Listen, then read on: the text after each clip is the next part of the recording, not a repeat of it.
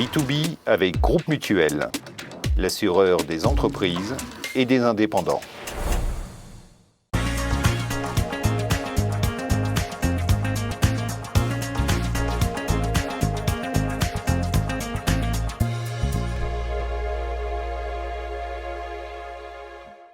Bonjour à toutes et à tous, bienvenue dans B2B. Bonjour Géraldine Juge. Bonjour. Merci d'être avec nous. Bonjour Elliot. Bonjour Vincent. Géraldine Juge, vous êtes fondatrice de Separate Ways, une entreprise qui propose différents services aux familles qui viennent de perdre un proche, du soutien organisationnel pour l'organisation des cérémonies à la prévoyance décès. Vous n'avez pas forcément de formation à la base dans les pompes funèbres, c'est plus un service de conciergerie lié au décès et aux sépultures. Exactement. En fait, j'ai un rôle de coordinatrice où je m'occupe vraiment de tout gérer avec les différents intervenants au moment d'un décès, que ce soit justement pour la cérémonie, mais aussi pour tout l'administratif qui suit le décès d'une personne. J'ai une formation plutôt hôtelière. En fait, j'ai étudié à l'école hôtelière de Lausanne. Et après diverses expériences justement dans l'hôtellerie, j'ai voulu apporter un service toujours avec une clientèle bien différente, certes, mais vraiment lié au service à la personne et qui a un lien avec ce que j'ai fait avant, justement, au niveau coordination, gestion de différents services, etc. Donc, il y a quand même un lien sans avoir une formation vraiment dans le funéraire pur, effectivement. Après, c'est pas non plus un parcours tout tracé pour quelqu'un qui sort de l'école hôtelière. Comment vous vous êtes retrouvé dans cette idée de créer ça ? Alors, en soi, j'ai toujours voulu créer une entreprise sans savoir exactement dans quoi. Et suite au décès d'un proche, je me suis rendu compte que c'était important d'être bien accompagné, d'avoir aussi un maximum d'informations sur les volontés. Et puis, d'avoir une personne de confiance neutre qui puisse tout organiser puis conseiller au mieux. Donc, c'est suite à ce deuil que j'ai voulu créer ce service. Sur votre site internet, on voit donc que vous êtes actif dans la prévoyance de décès. Pour qu'on comprenne bien, ça veut dire quoi, prévoyance décès ? Alors, la prévoyance funéraire, c'est tout ce qui est en fait organisation des obsèques en amont. C'est-à-dire que, en fait, au lieu que ce soit la famille qui vienne vers moi au moment du décès, c'est la personne qui vient de son vivant pour me faire part de ses volontés. Aussi payer en avance le tout afin de décharger ses familles de soucis financiers en plus de décisions difficiles. Et puis, c'est aussi pour justement garantir à ses proches qu'il y aura une personne de confiance qui puisse coordonner le tout au moment du décès. Prévoir son décès, alors c'est quand même une démarche assez taboue qu'on n'a pas forcément l'idée de faire de son vivant.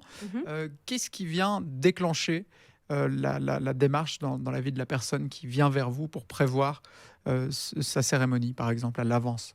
Alors, la plupart des gens qui viennent vers moi, j'ai l'impression que c'est justement suite au décès de leurs parents qu'ils n'ont pas forcément bien vécu, qui se sont dit j'ai pas du tout envie que mes enfants doivent s'occuper de tout, donc j'ai envie de les décharger un maximum. J'ai l'impression que c'est souvent cette démarche-là qui déclenche le désir de souscrire un contrat de prévoyance. Après, ça peut être aussi des gens assez seuls qui se disent j'ai pas forcément de famille, ou alors ma famille est éloignée à l'étranger, etc.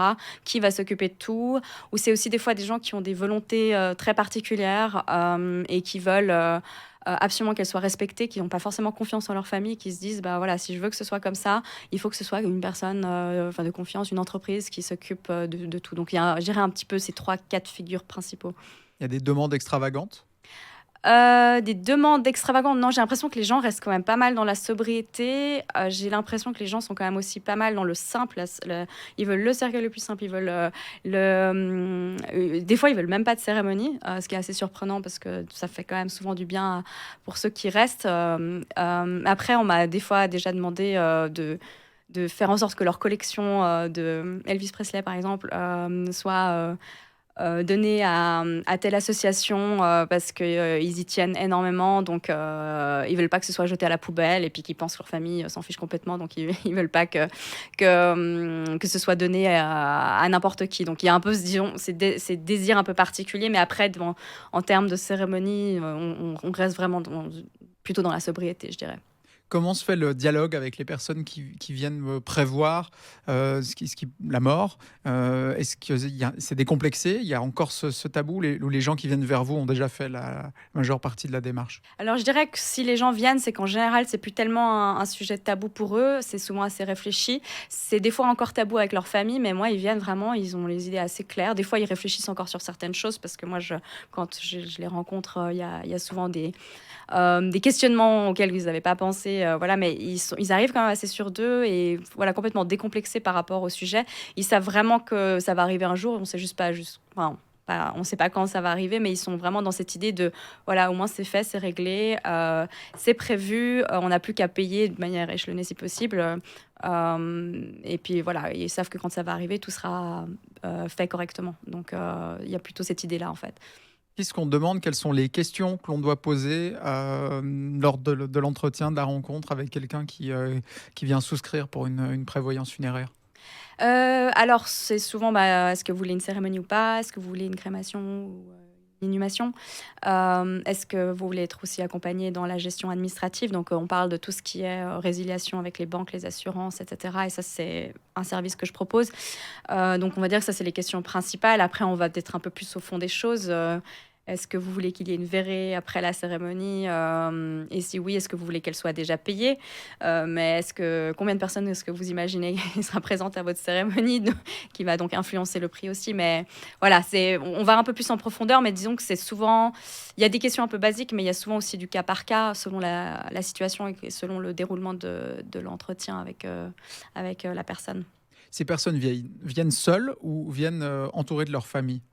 Alors, ils sont seuls. Des fois, ils sont accompagnés d'un conjoint, mais en général, ils sont plutôt seuls. Mais ce que je leur demande, c'est quand même d'informer évidemment des proches de l'existence du contrat, non seulement parce qu'il faut que je sois après au courant du décès. Si personne n'est au courant du contrat, moi, je ne ferai jamais être au courant du décès. Mais ce que je leur suggère aussi, c'est toujours de parler aussi du contenu du contrat avec leur famille, parce que pas que ce soit une mauvaise surprise en fait au moment du décès. Si par exemple ils disent voilà, j'aimerais pas de cérémonie, alors que pour les proches c'est très important, je pense que c'est quand même bien de le mentionner à la famille en amont, pas qu'il y ait justement de mauvaises surprises, etc. Donc si la famille n'est pas présente, je leur propose quand même de parler de tout ça après. Géraldine Juge, vous organisez également les enterrements et les cérémonies avec la famille lorsque rien n'a été prévu auparavant. Il faut le faire dans des délais qui sont très courts. Vous avez recours toujours au même réseau de partenaires? Comment ça se passe? Alors oui, en général, c'est un délai assez court, effectivement, parce qu'il y a un décès et souvent la cérémonie, il n'y a pas d'obligation, mais c'est vrai que souvent, elle a lieu dans les quelques jours qui suivent le décès. Et il faut faire les choses de manière efficace, donc j'aime bien m'entourer de prestataires de qualité, que ce soit des fleuristes, que ce soit des célébrants, des traiteurs, si on peut organiser une verrée. Donc voilà, il faut être assez réactif. Et justement, moi, j'en ai sélectionné qui sont bien et qui sont disponibles. Après, moi, j'ai aucune... J'oblige jamais les prestataires aux familles. Donc, si par exemple elles veulent choisir leur fleuriste, il n'y a aucun problème. Je les appelle, juste être sûr que tout soit livré dans les temps. De l'écoute, beaucoup d'empathie, c'est Mhm. évidemment ce à quoi on s'attend Mhm. lorsqu'on a recours à vos services. Vous, en tant que professionnel, comment vous dosez ça? Est-ce que ça vient naturellement? Il ne faut pas se faire envahir non plus. Oui, alors c'est pas toujours simple. Évidemment, il y a des familles qui sont vraiment très émues et il faut quand même mettre une distance pour pas non plus, enfin rester un petit peu, je dirais, dans son rôle de professionnel, d'organisateur. Maintenant, il est vrai que c'est pas, il y a des fois des cas plus difficiles que d'autres. J'essaye de me mettre un maximum dans une bulle de mission pour vraiment faire toutes les choses au mieux, mais tout en gardant évidemment de l'empathie, parce que je ferais pas ce métier si j'y mettais pas du cœur non plus. J'aime aider dans des moments difficiles. Et il y a aussi justement ce côté gratifiant, je dirais, qui prend le dessus, en fait, d'aider des familles en deuil. Parce qu'elles sont vraiment très reconnaissantes d'être aidées dans un moment aussi difficile. La pression de réussir votre mission est d'autant plus décuplée? Je dirais que oui, parce que c'est un événement pour moi qui est très important. C'est un événement de vie.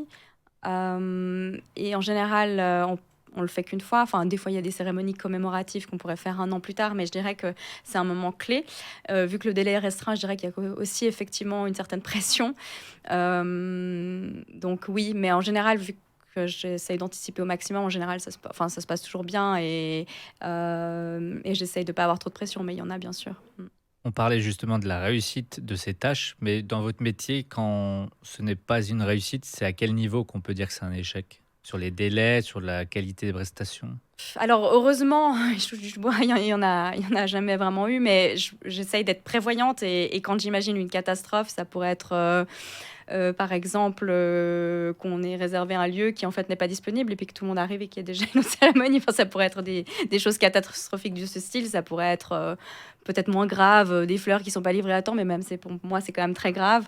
Et ça pourrait être des choses que personne ne verrait jamais mais que moi je vois et qui sont pas acceptables non plus.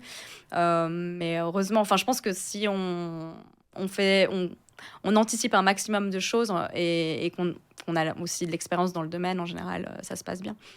Comment vous gérez quotidiennement d'être confronté à un niveau d'émotion qui est si intense?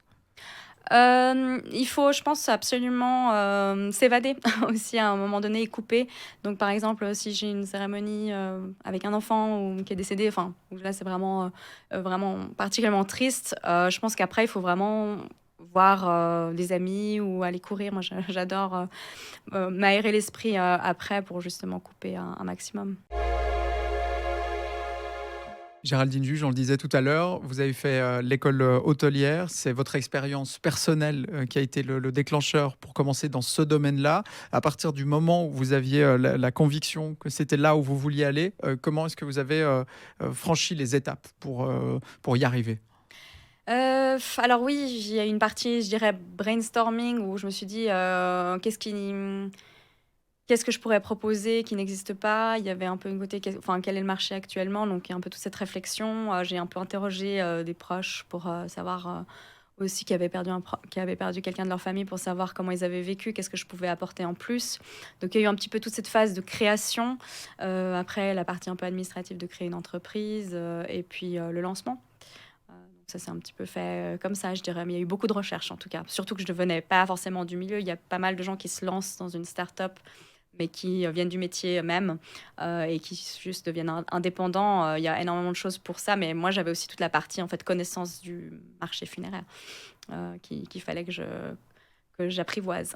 Contrairement à une société classique de pompes funèbres, vous ne gérez pas le corps, la préparation du corps, le cercueil. Ça veut dire que vous collaborez avec des entreprises de pompes funèbres? Comment Exactement. En fait, c'est de la coordination générale, comme je disais tout à l'heure, donc avec les différents intervenants, et les pompes funèbres en font partie parce que moi, je ne m'occupe pas des défunts à proprement parler.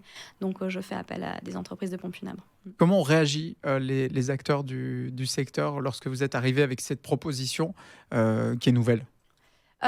Alors, en fait, moi, j'ai proposé qu'on se rencontre, comme ça, on pouvait collaborer je pense qu'il y a une complémentarité, en fait. Eux, ils ont vraiment plutôt un métier de préparation de défunts, etc., aussi d'organisation d'obsèques. Mais moi, je voulais faire, en fait, tout ce que je propose, c'est vraiment tout ce qui est plus contenu, c'est-à-dire vraiment gérer la musique, gérer, par exemple, proposer des textes aux familles, faire les différents tests audiovisuels qu'il peut y avoir, etc. Et ça, c'est vraiment des choses...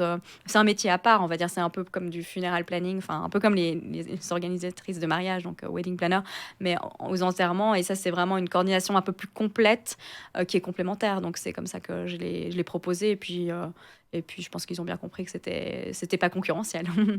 Parler de mort et d'argent, c'est souvent tabou. Hein. Un petit mot quand même de votre modèle d'affaires. Vous fonctionnez comme une wedding planner? Alors en fait, c'est des forfaits. Il y a différentes options possibles en fonction de ce que les familles souhaitent. Et je suis rémunérée pour justement cette coordination globale, cette disponibilité pour les familles. Et puis après, il y a aussi tous les à côté que les familles doivent payer, comme justement les fleurs, etc. Le Covid, parlons-en. Comment ça s'est passé? Parce que les cérémonies, forcément, ont été réduites, 2, 3 ou 4 personnes. Les cérémonies en vidéo ont commencé à se développer. Est-ce qu'on vous a beaucoup demandé ce genre de service? Alors oui, au printemps 2020, quand il a fallu réduire les cérémonies à entre 5 et 20 personnes, c'était assez compliqué à expliquer, mais globalement, elles ont bien compris. Maintenant, effectivement, il a fallu trouver des alternatives, comme filmer des cérémonies, et ça, c'est quelque chose qui était vraiment bienvenu. Mais voilà, il y a quand même beaucoup de choses qui ont été réduites. Évidemment, c'est aussi important souvent de organiser une verrée après la cérémonie, donc un moment de convivialité important pour ceux qui restent, mais qui, voilà, avec les restaurants fermés, les réunions familiales interdites, c'était souvent, c'était quelque chose qui pouvait plus se faire. Donc oui, ça a vraiment changé. Dans votre branche, c'est aussi difficile de fidéliser les clients. Comment on gère cet aspect-là? Effectivement, on fait pas tellement de cartes de fidélité. Euh, En fait, il y a effectivement cette particularité qu'il n'y a pas de récurrence déjà. En général, quand on vient, on pourrait venir pour un grand-père et quelques années plus tard pour la grand-mère qui décède. Mais par contre, on vient qu'une fois pour un défunt. Et il y a vraiment un côté de sans cesse devoir trouver des nouvelles familles à accompagner. Et ça fait partie, je pense, des challenges du métier, sans compter le côté tabou. C'est pas comme un restaurant, on peut venir tous les samedis si on le souhaite. Et comment on fait justement pour acquérir de nouveaux clients? Alors, moi, je me fais connaître un petit peu par les réseaux sociaux, par Google, on peut me trouver aussi assez facilement. Il y a aussi le bouche-oreille surtout. Puis des personnes, des fois, qui sont dans le domaine médical, qui pourraient parler de mes services au moment du décès. Mais Par exemple, justement, utiliser des médias plutôt à large spectre, c'est bizarre dans la profession ou c'est quelque chose que aussi en tant que personne, on aurait du mal à avoir et à écouter? quel genre de médias, par exemple? La radio, les télévisions, donc tout ce qui peut être audio ou visuel. Alors moi, c'est vraiment très personnel et je suis pour enlever le tabou de la mort. Je suis la première à vouloir que ce soit moins tabou. Mais par contre, je trouve qu'il y a aussi des choses qui sont inappropriées. Je ne mettrai pas une bannière publicitaire dans la rue, par exemple. Ça me paraît complètement inapproprié.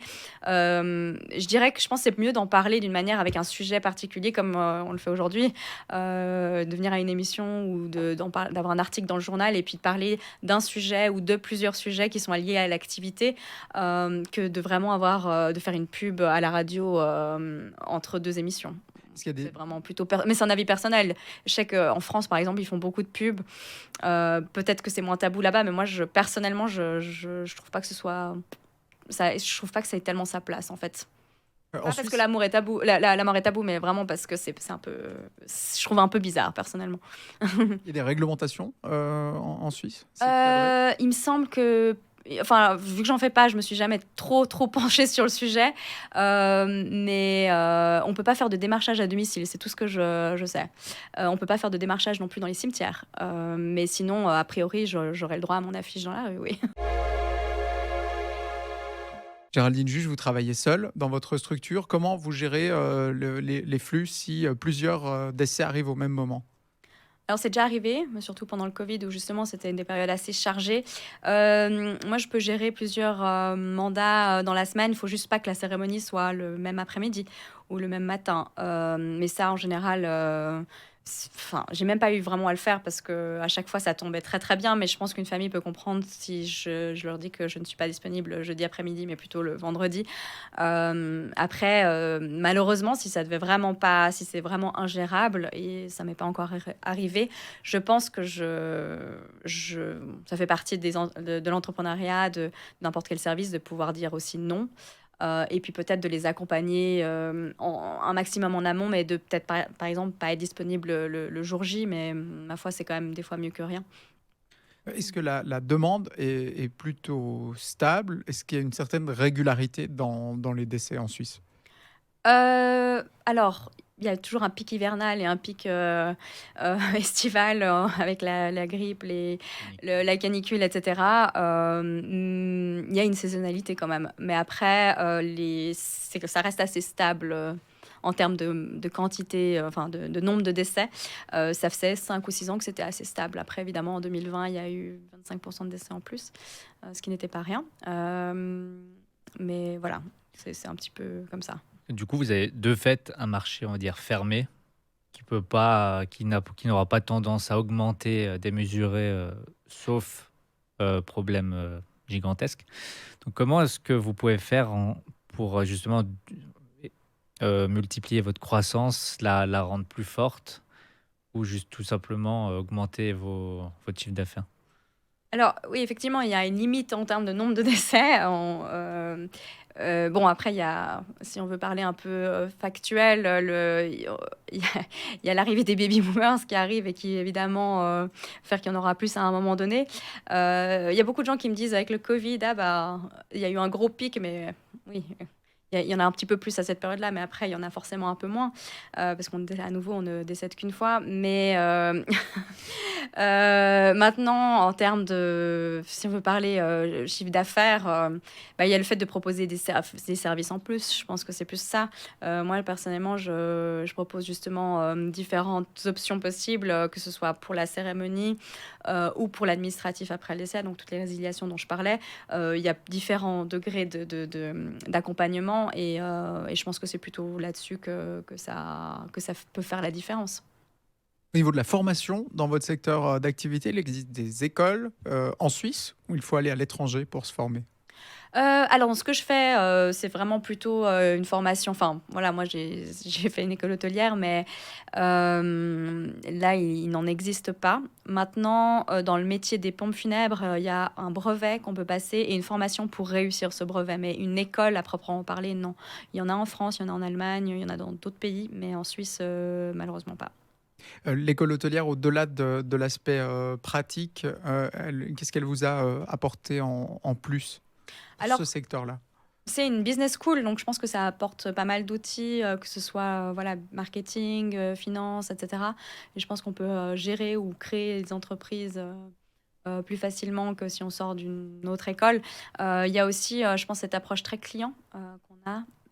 C'est vraiment, en fait, le sens du service est quand même vraiment mis à l'honneur et je pense que c'est vraiment des éléments qui ont fait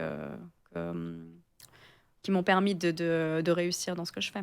Et un focus quand même particulier sur l'humain, on a l'impression. Tout à fait, oui, tout à fait.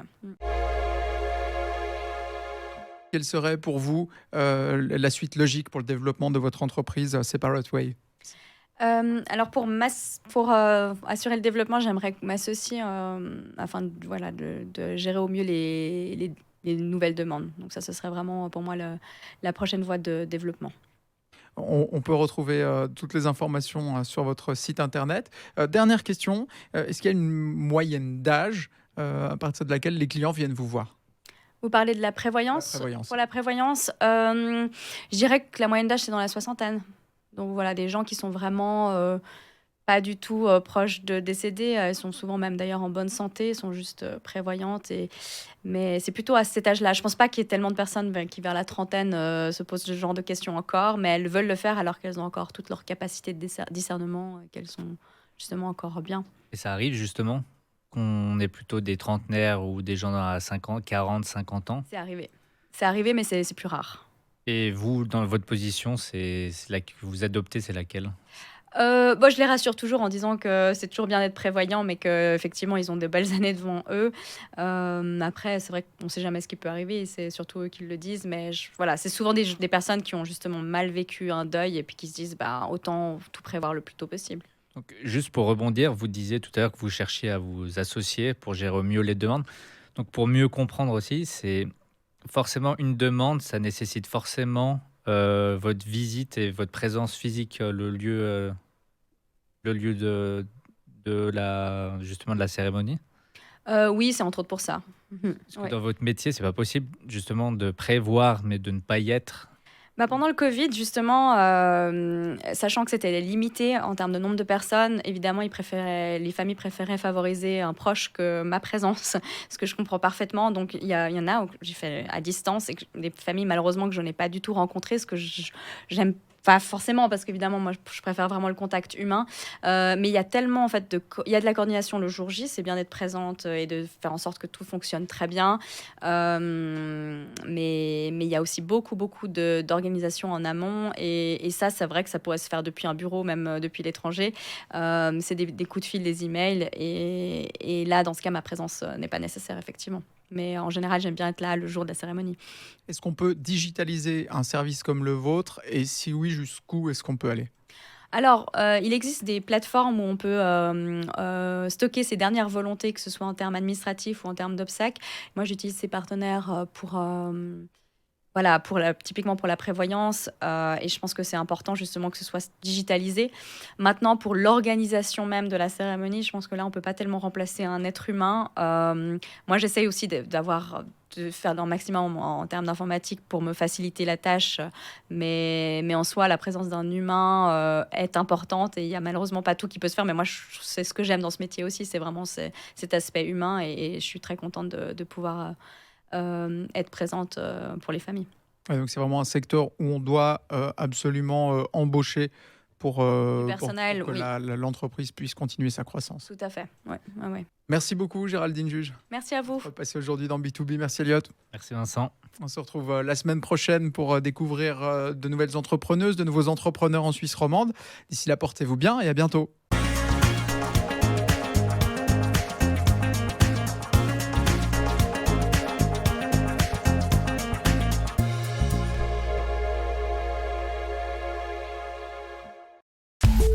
B2B avec Groupe Mutuel, l'assureur des entreprises et des indépendants.